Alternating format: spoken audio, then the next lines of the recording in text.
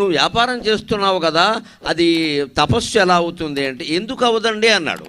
ఎందుకంటే భగవద్గీతలో ప్రమాణం ఉంది మనకి, 18 అధ్యాయాల్లో చెబుతారు, ఏ పనైనా తపస్సే, అది ధర్మమే, లోకానికి అపకారం చేయకుండా ఉంటే చాలు, ఏదైనా తపస్సే. తటా నిండి ఉన్నాడు అన్నప్పుడు నువ్వు ఏ పని చేసినా ఆయన ఆరాధన చేస్తున్నట్టే లెక్క. నువ్వు చేసే పని సక్రమంగా చేస్తే అది తపస్సు కింద లెక్క.